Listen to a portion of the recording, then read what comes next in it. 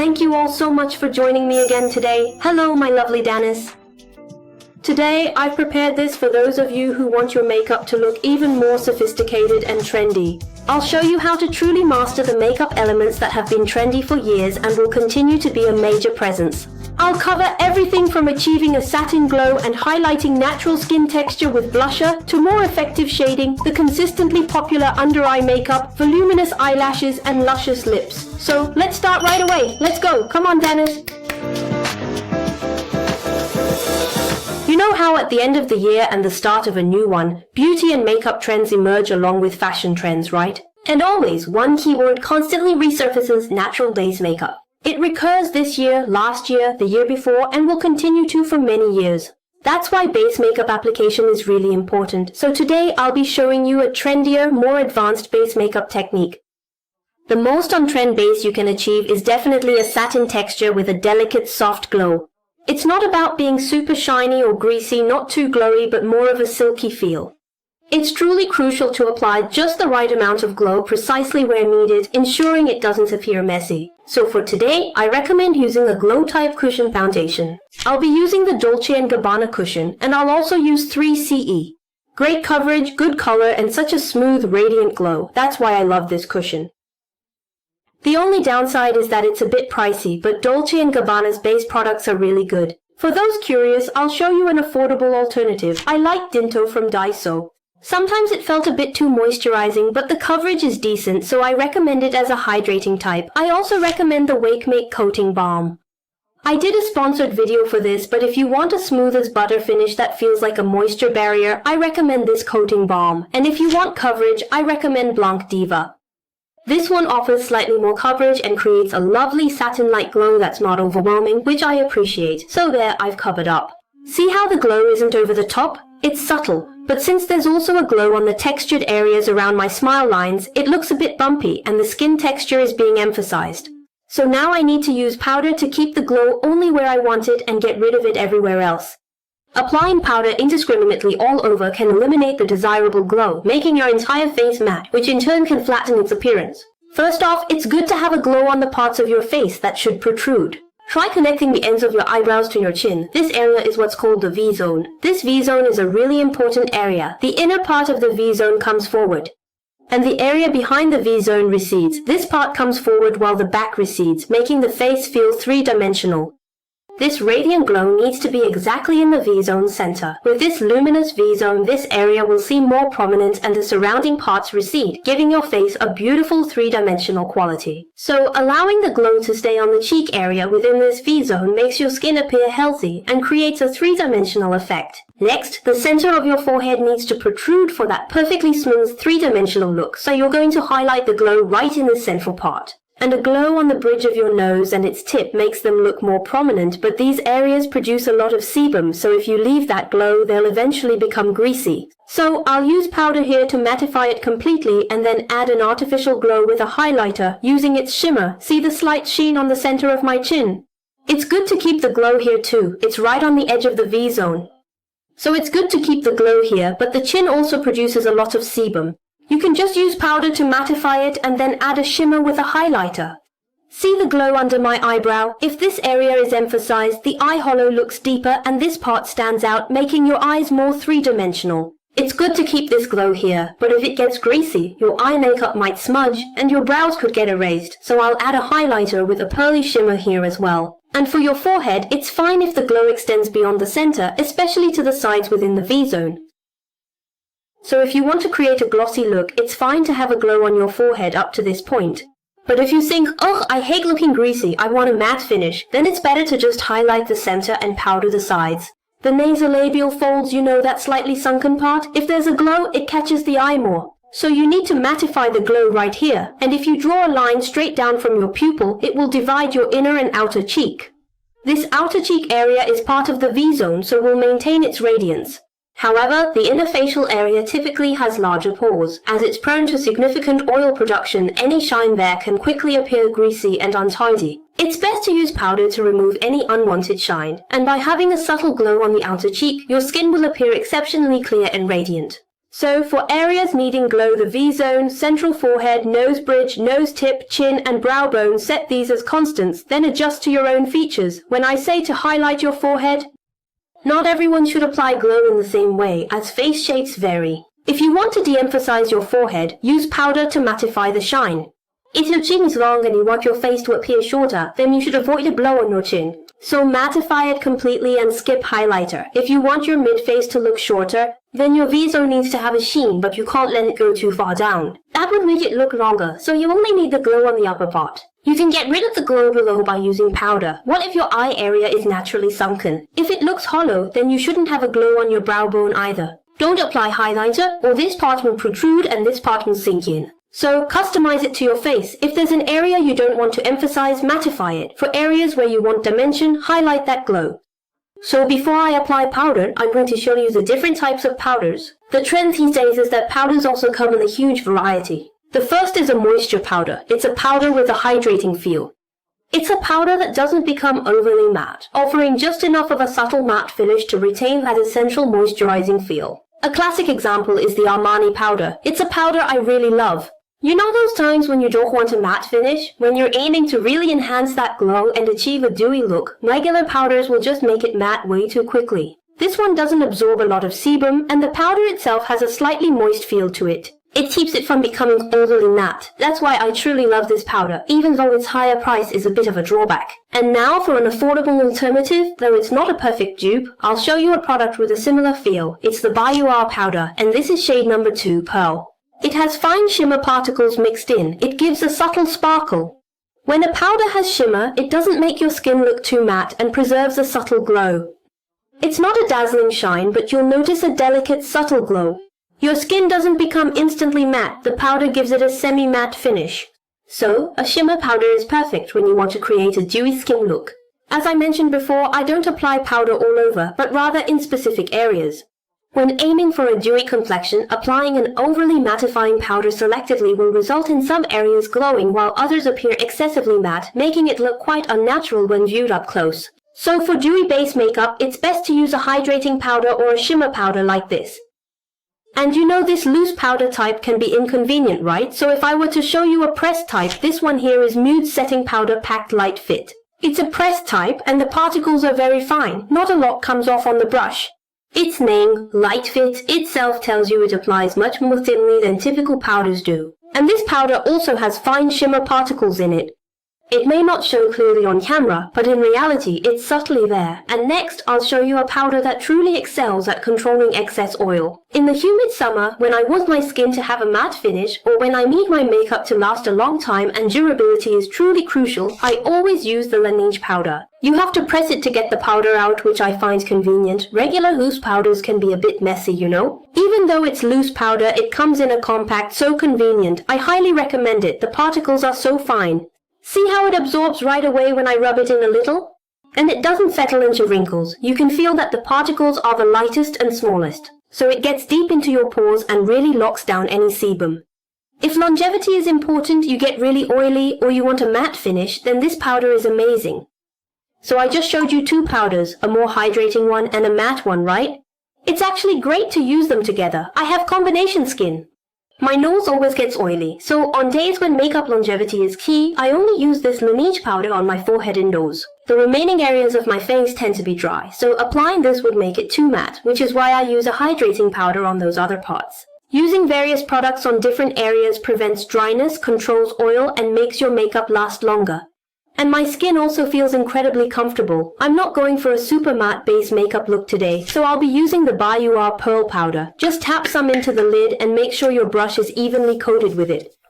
You want to swirl it like this, so the powder thoroughly soaks into the brush bristles. That's how you get an even application, and your brush should definitely not be too big. I've already explained which areas should have a glow and which ones shouldn't. For that application, a brush this size is good, on the front cheek with texture. It doesn't instantly turn matte, it just controls the oil moderately, giving a slightly smoother look, right? My forehead also has some texture. Using the very tip of the brush, I'll also gently dab it onto the edges of my nostrils. This area gets really oily too. Next, do the tip of your chin and your brow area, right along the brow bone.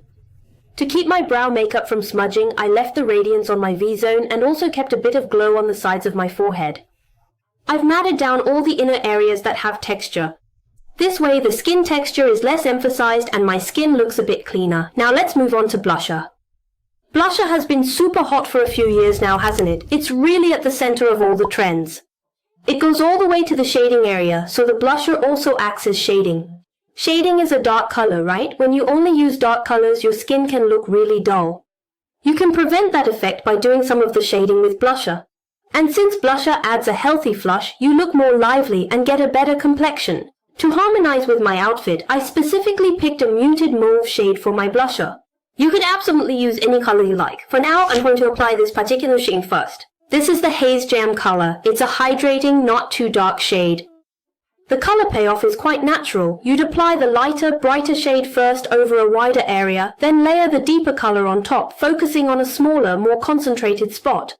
This provides a more natural-looking gradient than if you just used a single blusher. This helps create a more diffused, natural and stained appearance. Simply apply it to your desired spot. To look lively, I apply it high up on my face, under my eyes. I'll apply it starting from the outer edges, blending gradually inwards. So, after I apply this subtle color, I'm going to then apply the undershoe, which has a much more intense color payoff. This has a velvet texture, so the color payoff is good. It looks a bit deeper, right? Also, if you just apply something with this much glow, it can really emphasize skin texture and become too greasy. Applying it with a velvet texture product will give you a cleaner look. I applied the first one over a wide area, like this. Now I'll apply this one to a smaller area, right about here. If you apply it widely the same, it becomes too intense, so you just add color, focusing on a specific point. I'll extend it up to connect with my nose too. When you do this, it makes the empty spaces look filled, and it's very lively and pretty. I'm not applying it inside the boundary line where the concealer has been applied. I'll just gently tap the boundary to make it look really natural. This side had a slight demarcation line, but now it's barely visible, and since my skin texture is starting to show again, I'm reapplying powder. So I ended up applying powder first while explaining, but it's actually better to apply your blusher before the powder. With the blusher left on the puff, I'll apply it to my chin, more towards the front, not the very edge. Just to connect the color a little bit, and on the tip of my nose. See, this much vitality is here now, and the eyelid needs to have the same connected flush as well. This adds a nice flush and fills in the empty space. Now it's good to apply a bit of a powder type. While not essential, reapplying powder blusher here will both enhance the color's vibrancy and extend its wear time.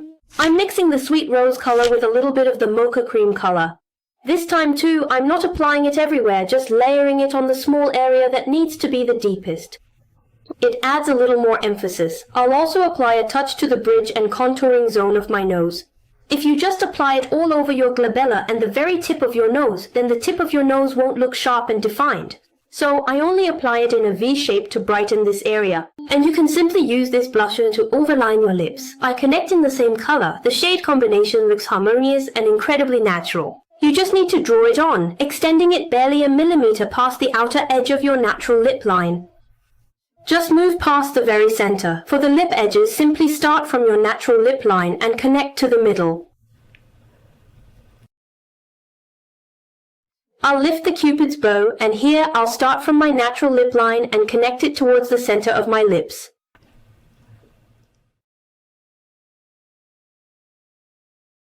This blusher's soft pigment makes it look so natural on the lips. It's probably easier than using a lip liner. Since it applies with a smudged look, it's not obvious even if you draw it crooked. So it should be easier. I connected the blusher all the way to the lip line for the overlip. The colors already blend perfectly. Now for some shading. Because the blusher already serves as a shading agent, you only need to apply a tiny bit of actual shading. Shading palettes nowadays come in various colors. There's a reason why. First, please use only the bright colors. With those bright colors, just gently tap, tap, tap, tap onto the areas you want to shade. Then, you move on to the darker colors, the dark color, the mid-tone, and for the brush, use one that's thinner than the bullet brush from before. You apply the darker color precisely onto smaller areas. It's just like the blusher, right? With the blusher, we applied the lighter color broadly and then layered the deeper color on a smaller area. Shading is quite similar. Layering several colors on top of each other will look far more natural and greatly enhance your makeup quality. I'm going to make the tip of my nose look sharp. If you use a thick bullet brush, it will continuously create a thick shape. You use a thin brush to create a slender shape for your nose. If you use a light color for this, it won't show up. Apply a little bit of the dark color, then blend it out with the lighter color again. By gently tapping, you add a point of focus to the area that needs to be the deepest. If you go in a C shape from the eye area, the nose contouring looks much more three-dimensional. This method contours eyes based on your bone structure. You start right under the brow. Then you go in a C shape from the inner corner of your eye, like this. You begin at the inner corner of your eye, following a C shape, extending it down to the area where your dark circles are, then stopping just before them, exactly like this. This part looks more sunken, doesn't it? I'll apply a little more to the tip of my nose to make it look narrower. Then, with a darker color, I'll apply it to the philtrum, and just below the lip. The outer contouring process works exactly the same way. Initially, I'll focus on applying a lighter shade to create an overall shadow effect. Apply it broadly. You should be able to see a bit of the shading from the front. That's how you get the shading effect. Go wide. Make sure to connect it all the way down to your neck. Then load your brush primarily with the dark color. So for the very edges that need to be the darkest, your sideburns, your jawline, and your hairline, you're going to make those a bit more pronounced. And under the jawline. This part is the darkest, which makes the jawline look sharper, while the inner area has a lighter shadow, making it look natural. See how much darker this area looks now? The outer edges, that is. That's why it's best to expertly use two different colors. And you know those shading products that only come in one shade? Just apply it all over first, then pick up more product and apply it again to the outer lines. Now, I'll be talking about eyeshadow.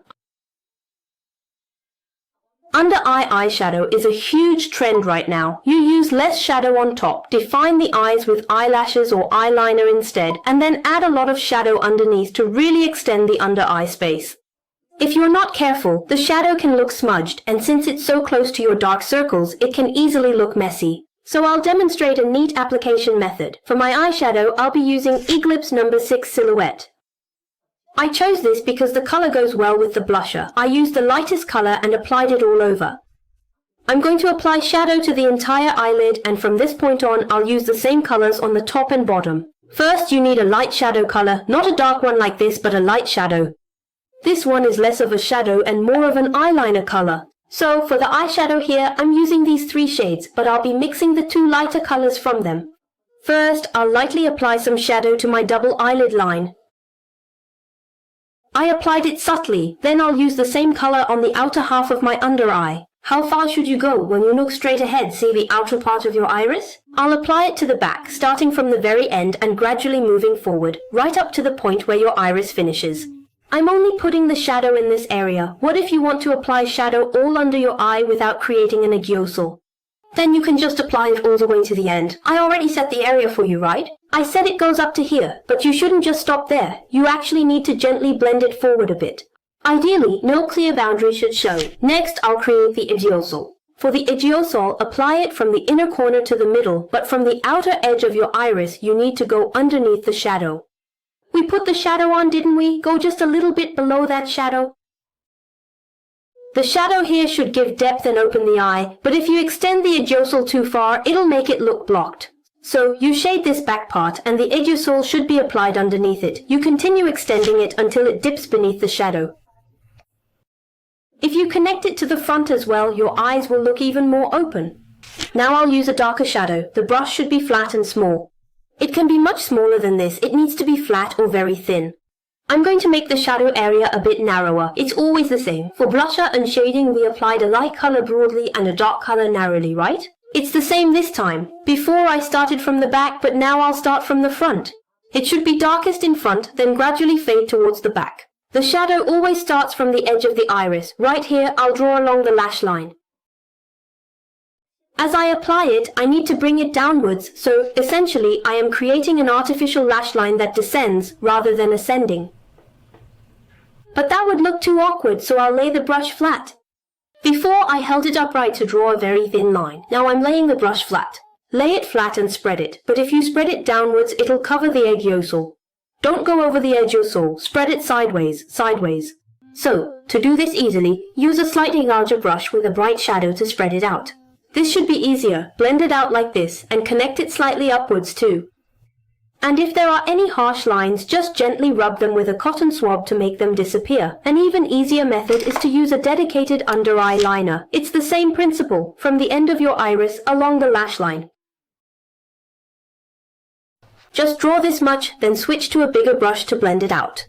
This brush already has some shadow on it. Just use the brush with the shadow color to smudge and blend it out. If you blend down, you'll smudge the egg yolk, so blend sideways. So what's the difference between using eyeshadow and a liner? The liner has a stronger color payoff than the shadow, so you get a more defined shadow. And it lasts longer. Liners don't smudge easily, maintaining great staying power.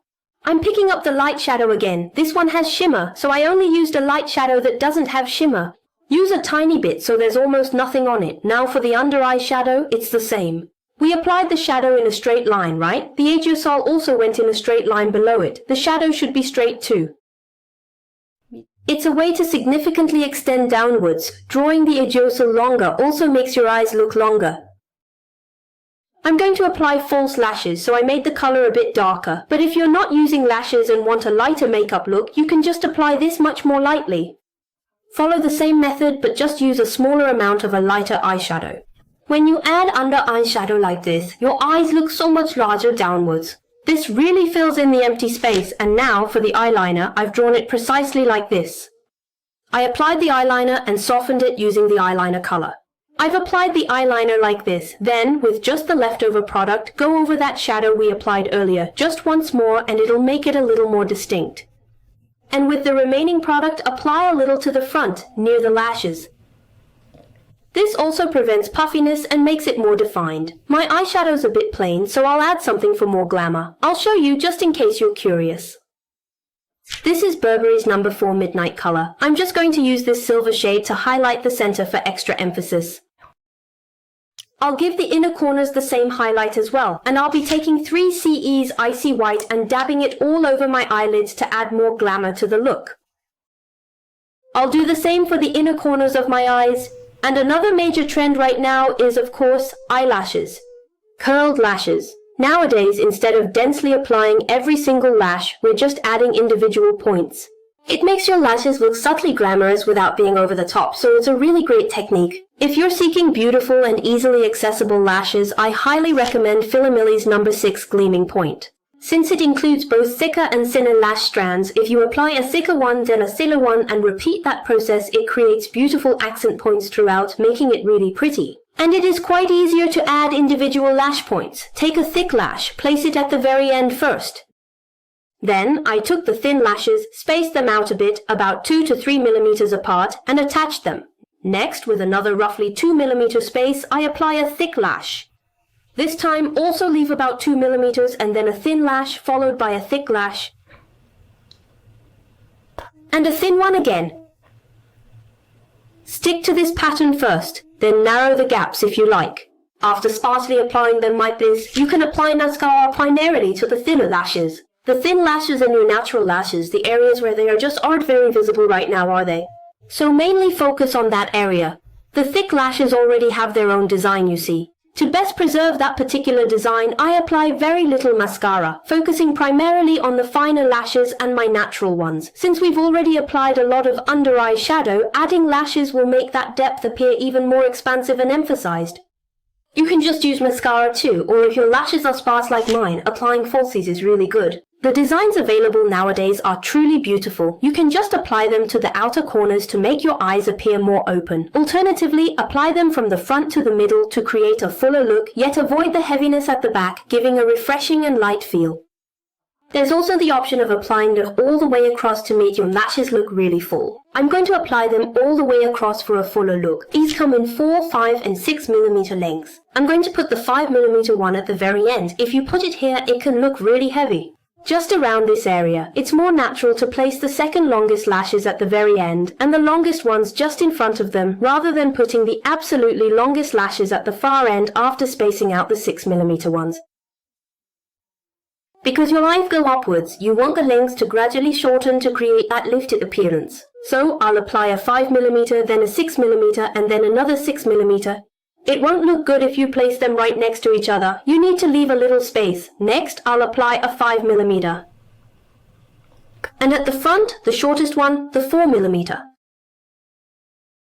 So 4, 5, 6, 6, 5. When applying to the other side, just make sure to check the placement so that both sides end up looking identical. After applying them like this, you apply mascara, focusing on where you place the lashes. To define them, since we spaced them, there are sparse areas between the lashes. You need to apply mascara to fill those in. Focus the mascara on the areas where you applied the lashes so they look the darkest. Then apply it to the areas without lashes too, and just like that you have dramatic under eyelashes.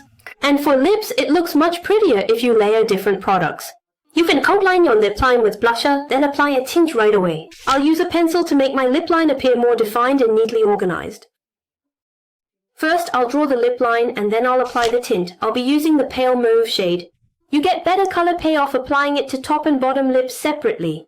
The shine won't fade away. If you just apply it to the bottom and smoosh it around like this, your lip line can become all crooked. It might get messy going outside the lines, and you'll also get less of that lovely sheen. It's best to apply it to the top and bottom lips separately. If you're looking to add a bit more shine and make your lips appear plumper, you'll want to use a clear gloss, just like this.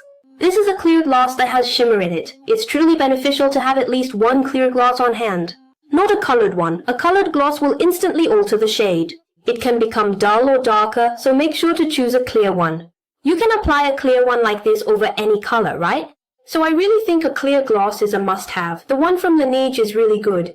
The glossiness lasts a long time and looks really prominent. If you apply this all over, your lips can get uncomfortable and it might get in your mouth, so just focus on the center of your top and bottom lips, apply it there and then slightly blend it out.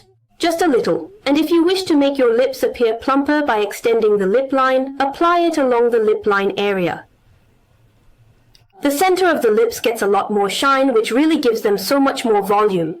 Wrinkles also look smoother. And the final makeup highlight. I'll pick a whitish color and apply it vertically on my nose tip. On the nose too. And the brow bone. Sebum sheen can smudge, so I'm using a highlighter with shimmer. A little extra pop on the cheekbones too. And also on the tip of the chin in the V-zone.